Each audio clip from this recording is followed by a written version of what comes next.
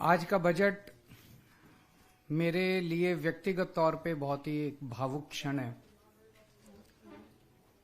हम बड़े आम और साधारण से लोग हैं।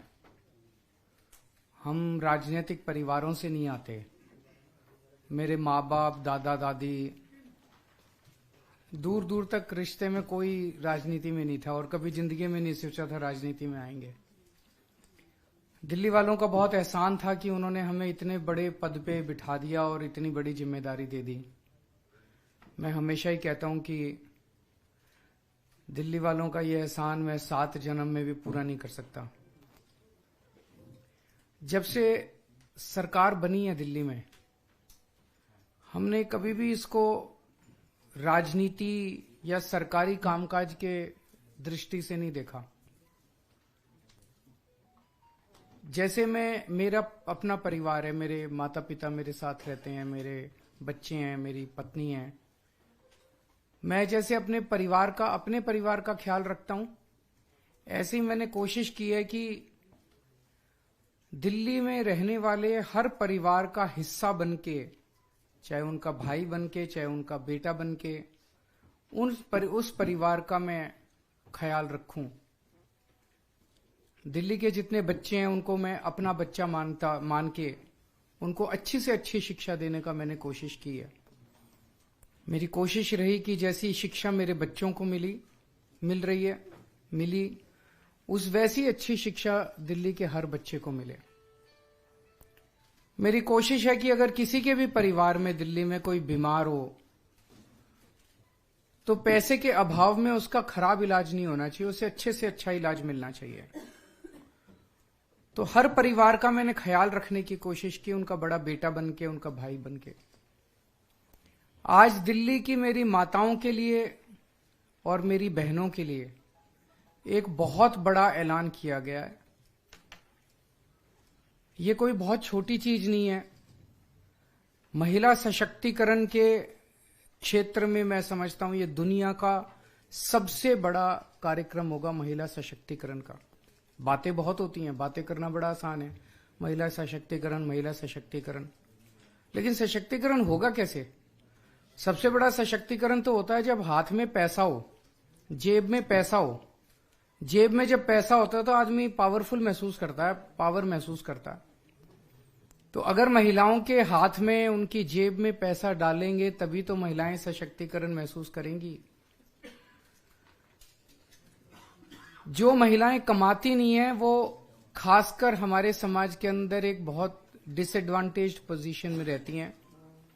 उन्हें घर में अपने पति के आगे हाथ फैलाने पड़ते हैं, उन्हें अपने बेटे के आगे हाथ फैलाने पड़ते हैं, अपने रिश्तेदारों के आगे हाथ फैलाने, छोटी छोटी चीजों के लिए, छोटी छोटी जरूरतों के लिए। अब ये नहीं होगा।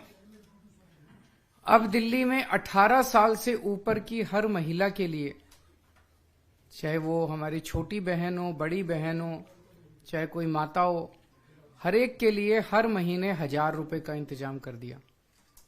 हर महीने उनके अकाउंट में 1000 रुपए जाएंगे।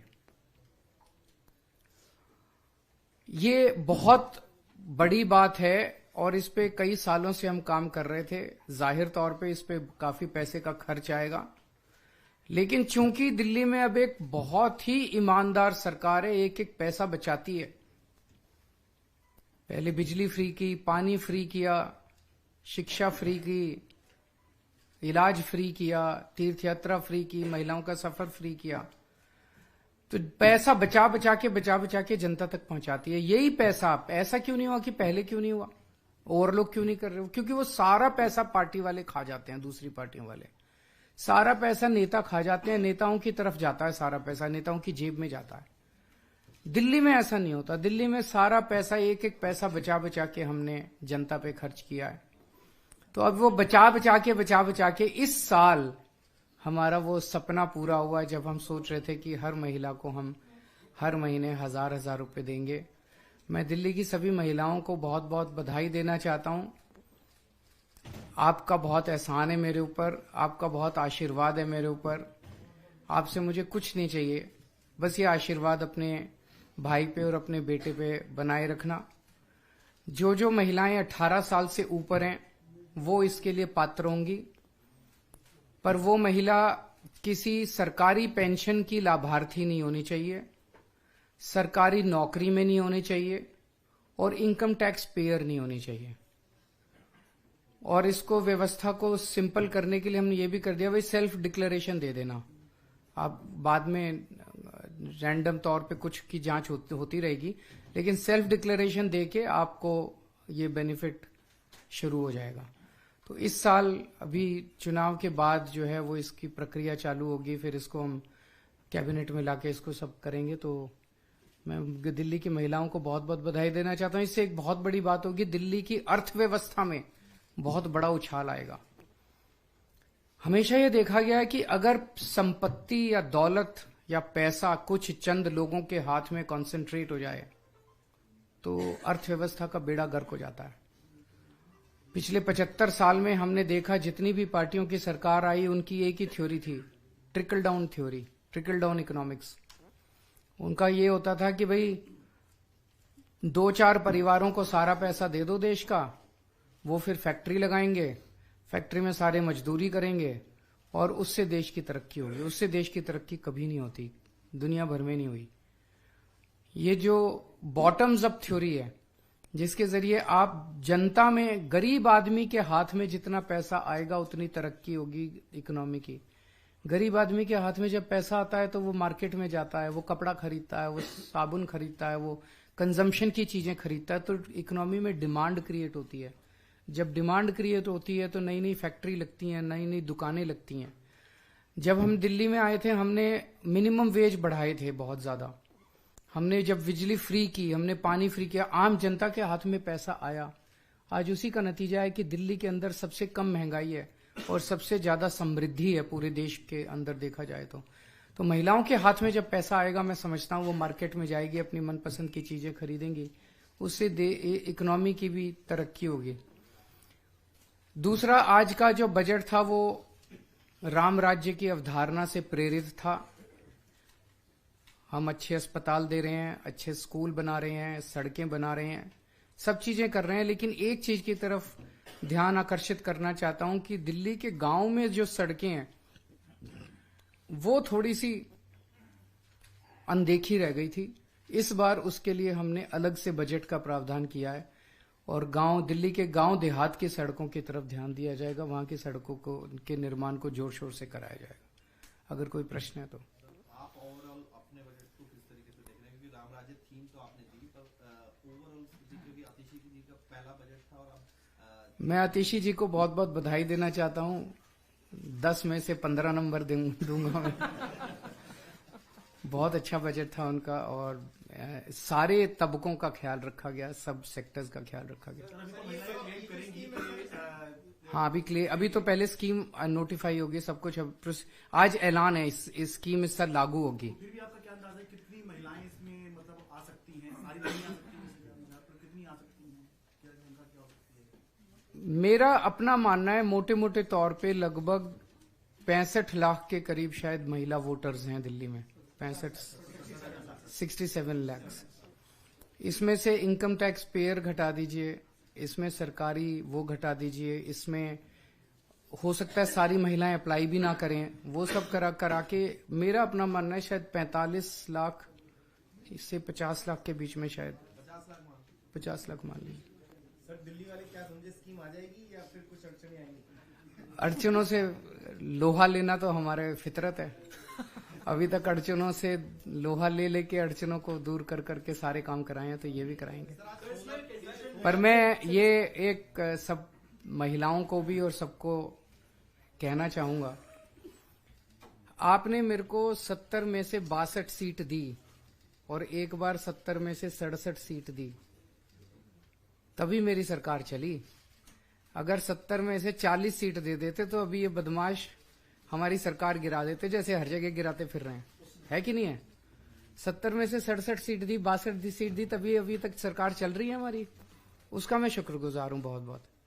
लेकिन सब लोग देख रहे हैं कि कैसे बीजेपी वाले, एलजी साहब, केंद्र सरकार हर काम में टांग अड़ाते हैं, हर काम में टांग अड़ाते हैं।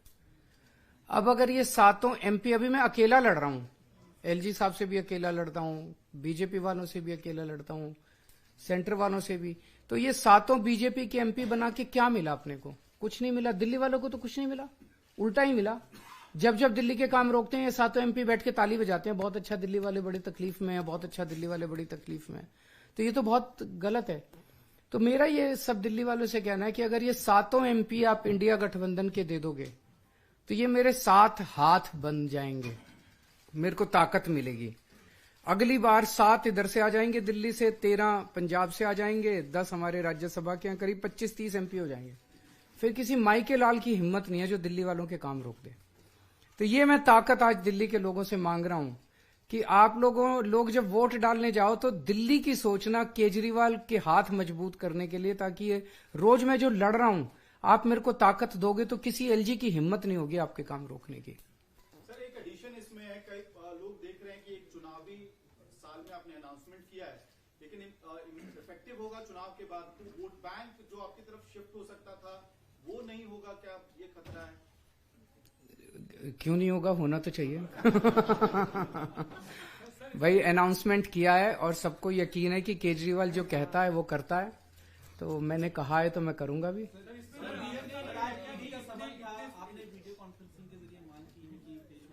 हाँ, मैंने कहा है भाई, मैं हमेशा मेरा स्टैंड ये रहा कि ईडी के जो सम्मन जो आ रहे हैं वो इलीगल हैं, लीगली इनवैलिड हैं। वो क्यों लीगली इनवैलिड हैं, वो लंबे लंबे मैंने चिट्ठी, कई पेज की चिट्ठी उनको लिख के भेजी है कि भाई क्यों लीगली इनवैलिड है। मेरे तो उसका उन्होंने कोई जवाब नहीं दिया, उनको जवाब देना चाहिए था। जो मैंने लीगल आर्ग्यूमेंट्स लिए हैं उन्हीं आर्ग्यूमेंट्स के आधार पे दूसरे केसेस में ईडी के सम्मन्स को क्वैश कर दिया हाई कोर्ट्स ने। तो अगर उन केसेस में क्वैश किया तो इधर भी ये इनवैलिड हो गया, लेकिन वो नहीं माने, बस सम्मन पे सम्मन। फिर मैंने पिछली बार 2-3 सम्मन के पहले लिखा था मेरा विधानसभा का सत्र चल रहा, बजट सेशन में नहीं आ सकता, तो वो जानबूझ के ऐसी डेट्स पे दे रहे हैं। जैसे पिछली डेट पे दिया, उस दिन मुझे एलजी के अभिभाषण के प्रस्ताव पे मुझे असेंबली में बोलना था, उस डेट को दिया। आज की डेट दी, आज हमारा बजट सत्र था। अब मैंने उनको कहा है भाई, हालांकि मैं आपके सम्मन को इलीगल मानता हूं, लेकिन आपके प्रश्नों के सारे जवाब देने को मैं तैयार हूं, क्योंकि हमने कोई गलत काम किया नहीं, कुछ छुपा नहीं रहे। तो आप मेरे से प्रश्न पूछ लो, वीडियो कॉन्फ्रेंसिंग के जरिए पूछ लो। कानून में लिखा है कि ईडी की प्रोसीडिंग्स जुडिशियल प्रोसीडिंग्स हैं। जुडिशियल प्रोसीडिंग मतलब ईडी एक कोर्ट की तरह है, न्यायालय की तरह है। और सुप्रीम कोर्ट के ऑर्डर्स अब हैं, कानून बन गया है भाई, किसी भी कोर्ट के अंदर किसी भी पार्टी को वीसी के जरिए प्रेजेंट होने की अलाउड है। तो अगर मैं कह रहा हूं ये मेरा अधिकार है, अगर मैं कह रहा हूं मेरे को वीसी से अलाउ किया जाना चाहिए, तो मैं समझता हूं जरूर वो अलाउ करेंगे वीसी से, और उनके जितने मेरी जानकारी में है मैं सभी प्रश्नों के जवाब दूंगा। ये मैं अभी देख रहा था, मेरी तरफ से कोई ऐसी डिमांड नहीं है। अगर ईडी चाहे तो कर सकती है, मेरे को कोई इस पे आपत्ति नहीं होगी, लेकिन मेरी तरफ से कोई ऐसी डिमांड नहीं है। अगर हो तो मुझे कोई आपत्ति नहीं है। सर ये एक सवाल ये सीएम सर इधर coming back to the budget, actually coming back to the budget, our government has always taken pride that budget outlay has been increasing since the government took over. This is probably the first time the budget outlay has gone down. What is the reason behind? देखिए, अगर आप दिल्ली की fiscal history देखिए तो लगातार हमारा budget बढ़ता है। दिल्ली एक ऐसी सरकार है जिसको सेंटर से वर्चुअली 0 पैसा मिलता है। हमारा शेयर ऑफ सेंट्रल टैक्सेस, जैसा मैंने आपको कहा, 7,200 करोड़ से भी ज्यादा बनता है, बट हमें एक चवन्नी नहीं मिलती। इस साल इसको मैं थोड़ा पर्सपेक्टिव में रख देता हूं कि दिल्ली के लोग मिलके शायद सेकंड हाईएस्ट इनकम टैक्स देते हैं बॉम्बे के बाद। हम 2 लाख करोड़ से ज्यादा का इनकम टैक्स देते हैं। अब जो संविधान है उसमें लिखा है कि इनकम टैक्स कलेक्ट करने की जिम्मेदारी केंद्र सरकार की है, लेकिन केंद्र सरकार इनकम टैक्स को स्पेंड नहीं कर सकती। केंद्र सरकार को इनकम टैक्स राज्यों के अंदर बांटना होता है। तो दिल्ली के लोगों से 2 लाख करोड़ रुपए का इनकम टैक्स लेके वो सारा का सारा 2 लाख करोड़ रुपया पूरे देश के अन्य राज्यों में बांट दिया जाता है। दिल्ली को उस 2 लाख करोड़ रुपए में से केवल और केवल 325 करोड़ रुपए दिए जाते हैं।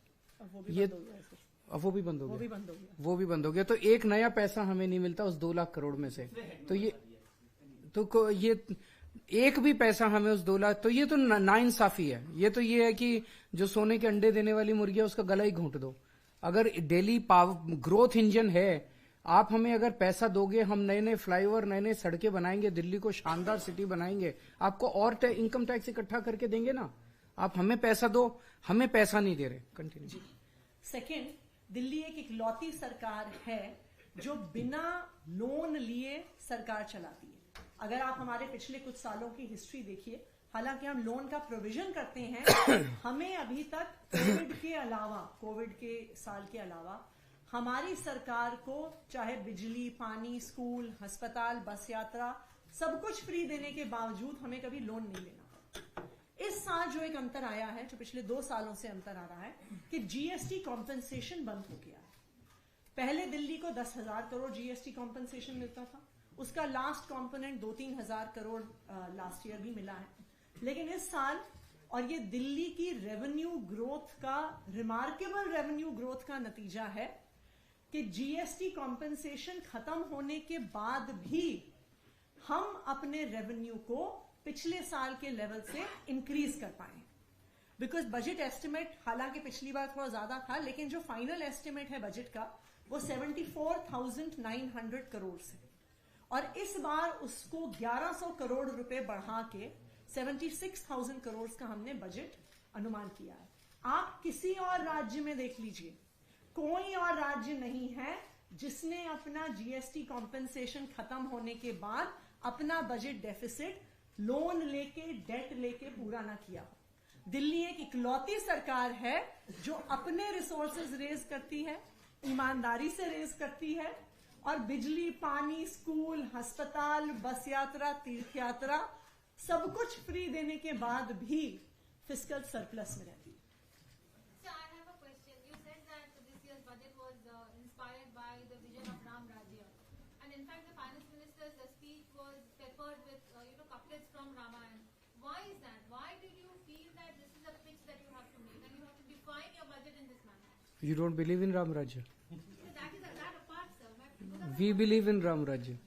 हमने केवल इस बार नहीं, कई सारे बजट स्पीचेस मनीष जी के भी उठा के देखो, उसमें भी राम राज्य की अवधारणा की कई बार जिक्र हुआ है।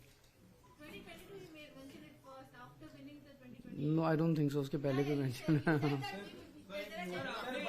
रूपश्री, अगर आप ये देखिए, आप हमारी पॉलिसीज देखिए, हमारे पॉलिसीज ही राम राज्य से प्रेरित हैं, जो एक एक तबके के लिए, खासकर जो पिछड़े हुए तबके हैं।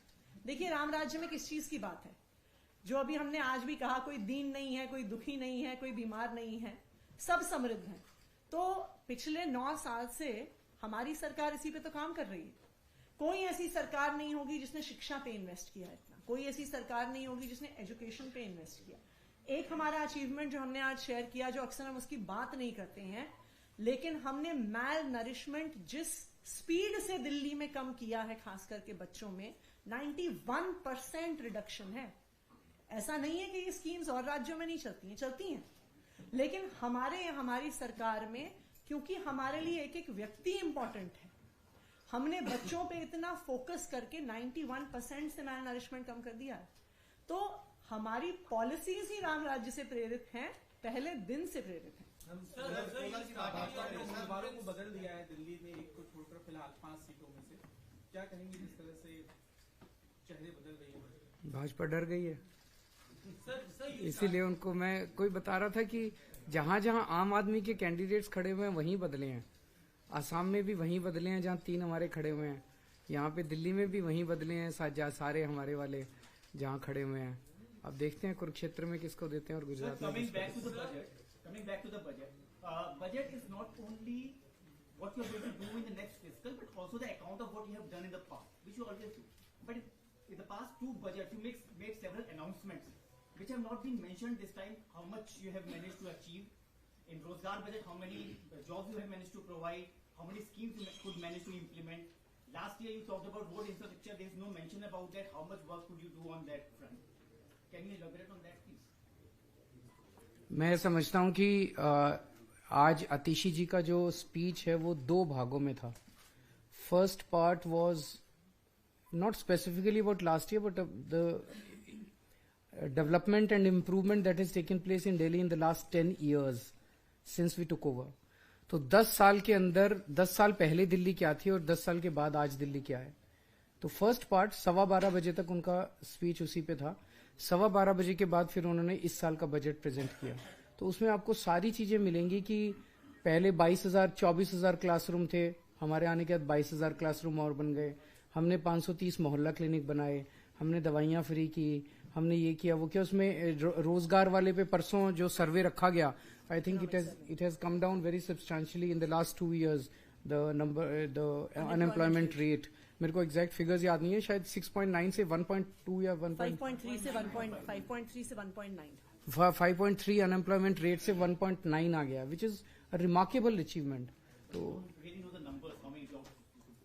नंबर्स इस तरह से परसेंटेज अगर है तो उसमें नंबर्स आप निकाल लीजिए। सीएम साहब पर- एक टॉक ऑफ द टाउन बन गया है कि नेबरिंग जो स्टेट्स हैं, खासतौर पर नोएडा, गाजियाबाद, वो महिलाएं कह रही हैं कि दिल्ली का एनरोलमेंट करा लें ताकि उनको मैं सबको कहना चाहूंगा कि आप अपने अपने राज्य में हमारी सरकार लेके आए तो वहां सबको बेनिफिट मिलेगा। तेलंगाना में पीएम कह रहे हैं कि मैं हूं मोदी का परिवार, ये नारा आज उन्होंने दिया है परिवारवाद पर अटैक करते हुए। मुझे आइडिया नहीं इसका। सर आज सोलर की बात आज बजट में भी की, सोलर की आप लोगों ने राशि भी अब निर्धारित कर दी, स्कीम जो है वो अभी तक नहीं आ पाई है, अटकी है। मेरी एलजी साहब से निवेदन है, प्लीज इस स्कीम को मत रोकिए। जनता के लिए, देश के लिए स्कीम है, इसमें इन चीजों के अंदर राजनीति नहीं होनी चाहिए, ये सही नहीं है। तो वो स्कीम रोकी उन्होंने। जिस दिन स्कीम आई थी मेरे पास कई फोन आए थे कि बहुत अच्छी स्कीम है, बहुत अच्छी स्कीम है। जिन लोगों के अभी बिजली के बिल जीरो हैं उनके तो जीरो हैं, जिनके बिजली के बिल आते हैं वो भी जीरो हो जाएंगे। तो अच्छी स्कीम है, अच्छा काम तो होना ही चाहिए। कोई लोग ये बता रहे हैं कि हमारी स्कीम कॉपी करके अब सेंट्रल आ रही है, तो सेंटर की पहले आनी चाहिए, हमारी नहीं आनी चाहिए पहले, इसलिए ये विवाद हो रहा है। तो जब तक सेंटर नहीं लाएगा हमारी पास नहीं करेंगे ये।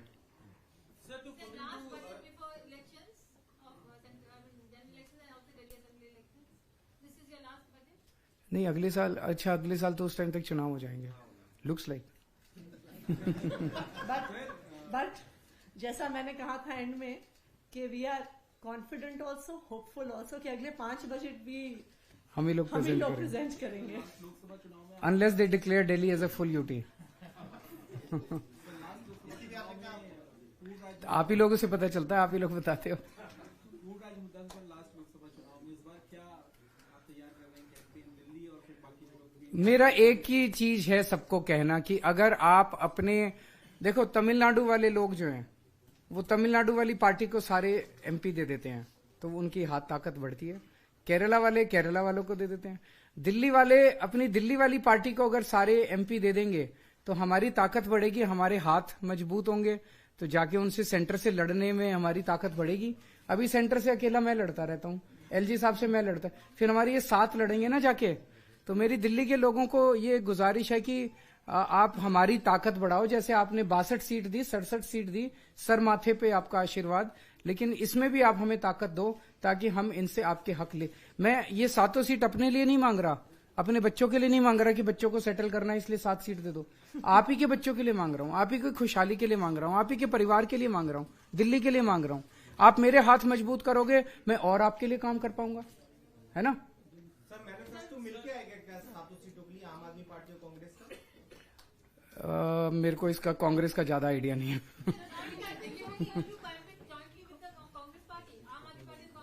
अभी तो हम अपनी प्लानिंग कर रहे हैं, देखते हैं उनसे बात करके, पर अभी तो हम अपनी प्लानिंग कर रहे हैं। आज पूरी शाम उसी के ऊपर है। सर दिल्ली में काफी सारे ऐसे बच्चे हैं जो हायर एजुकेशन के लिए जाना चाहते हैं, आपकी गवर्नमेंट लगातार एजुकेशन पर काम कर रही है, वो बच्चे जो हायर एजुकेशन लेना चाहते हैं इन खास क्लासेस नहीं, हमारी योजना है कि स्कीम है कि आप लोन ले लीजिए और लोन आपको गारंटी सरकार देगी। आपको अपनी कोई ज्वेलरी बेचने की जरूरत नहीं है, कुछ गिरवी रखने की जरूरत नहीं है। वहां से निकलने के बाद, पढ़ाई से निकलने के बाद आपकी नौकरी लगेगी। नौकरी करने के 15 साल के अंदर आप वो लोन आसान किश्तों में चुका सकते हैं। तो हायर एजुकेशन में तो दिल्ली के अंदर बहुत अच्छी योजना है ये, उसका प्रचार करना चाहिए हमें।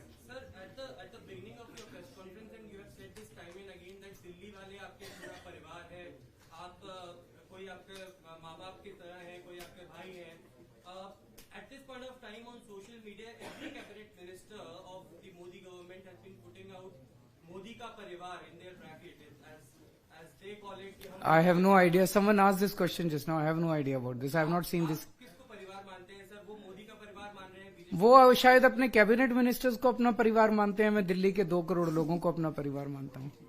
Thank you.